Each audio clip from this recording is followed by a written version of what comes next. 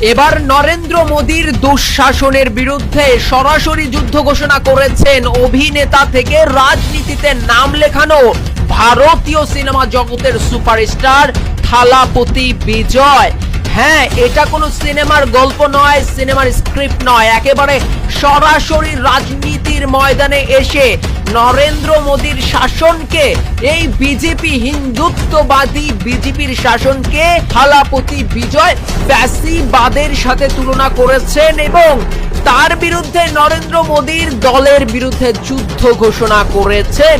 সরাসরি নিজ দল তামিলাগা ভিত্তিক কাজগমের উদ্বোধনের দিন লাখ লাখ মানুষের সামনে দাঁড়িয়ে থালাপতি বিজয় এই ঘোষণা দেন এবং ঘোষণা দেন যে নরেন্দ্র মোদীর নেতৃত্বাধীন ভারতে যে বিজেপি সরকার রয়েছে, এই বিজেপি সরকারের বিরুদ্ধে তিনি যুদ্ধ ঘোষণা দিয়েছেন এবং বিজেপিকে একটি ফ্যাসিবাদী দল হিসেবে আখ্যা দিয়েছেন থালাপতি বিজয়। লাখো মানুষ তার এই বক্তব্যকে সাধুবাদ জানিয়েছে, হাত নাড়িয়ে তালি দিয়ে করতালি দিয়ে থালাপতি বিজয়ের এই বক্তব্যকে সমর্থন জানিয়েছেন। বিজয়ের ভাষাটি ছিল এইরকম যে বিজেপি একদিকে হিন্দু ধর্মকে ব্যবহার করছে বিভাজনের হাতিয়ার হিসেবে, অন্যদিকে গণতন্ত্রকে দুর্বল করে দিচ্ছে। তাই এই মুহূর্তে বিজেপি তার কাছে সবচেয়ে বড় আদর্শগত শত্রু। সংবাদ সংস্থা পিটিআই, এএনআই, এনডিটিভি থেকে শুরু করে হিন্দুস্তান টাইমস ও ইন্ডিয়ান এক্সপ্রেস সব প্রথম সারির নিউজ পোর্টালগুলিতে কিন্তু বিজয়ের এই বক্তব্য কোট করা হয়েছে, বিজয়ের এই বক্তব্য প্রচারিত হয়েছে।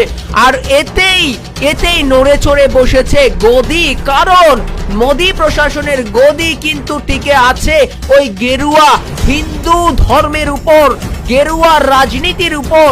তারা হিন্দু ধর্মকে ব্যবহার করছে, হিন্দু ধর্মকে ব্যবহার করে সাধারণ হিন্দুদেরকে উস্কে দেওয়ার চেষ্টা করছে। যদিও হিন্দু ধর্মের কোনো উপকারেই আসছে না নরেন্দ্র মোদীর ওই বিজেপি সরকার, বরঞ্চ যেটা করছে এই হিন্দু ধর্মের একটা অপব্যবহার মোদীর যে বিজেপি সরকারের বিজেপি দল রয়েছে তারা করছে।